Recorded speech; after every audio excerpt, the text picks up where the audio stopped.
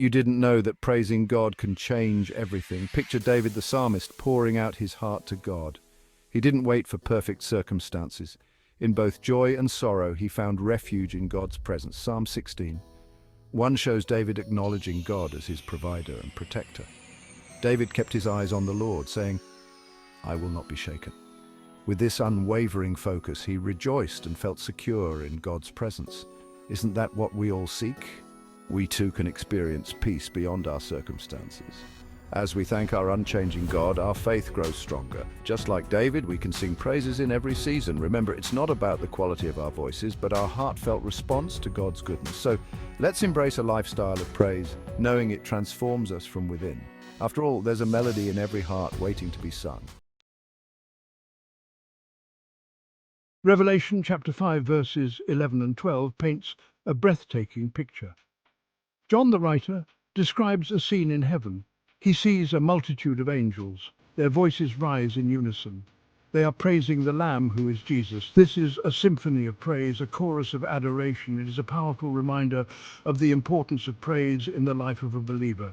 We too are called to join this chorus. Our voices should blend with the angels. Our hearts should overflow with thanksgiving. Our lives should be a testament to His goodness and grace. This is our act of worship. Our praise is not a mere ritual. It is a powerful force. When we praise, we acknowledge His sovereignty. We declare His faithfulness. We celebrate His love. And in doing so, we invite His presence into our lives. Thanksgiving is an integral part of worship. It is the natural response to God's goodness. We see this beautifully illustrated in the life of Jesus in Matthew chapter 26 verse 26 and 1 Corinthians chapter 11 verses 23 to 24. We witness Jesus breaking bread with His disciples. He takes the bread in His hands, He lifts His eyes to heaven, and He gives thanks. This act of thanksgiving was not merely a formality. It was a powerful demonstration of Jesus' relationship with the Father.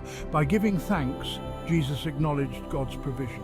He blessed the food, and He transformed an ordinary meal into a sacred moment. Just as Jesus blessed the bread through thanksgiving, so too are we called to bless the Lord. This means approaching Him with a grateful heart. It means acknowledging His hand in our lives. It means recognizing His blessings, both big and small. Thanksgiving is not reserved for special occasions or grand gestures. It should be a constant in our lives, a quiet prayer of thanks for a beautiful sunrise, a heartfelt expression of gratitude for a loved one's embrace. These are the moments that make up a life of thanksgiving. Hebrews chapter 13 verse 15 reminds us, "Through Jesus, therefore, let us continually offer to God a sacrifice of praise, the fruit of lips that openly profess His name." Our praise is a sweet aroma to Him, a fragrant offering that pleases His heart. True worship extends far beyond the walls of a church building. It is a lifestyle.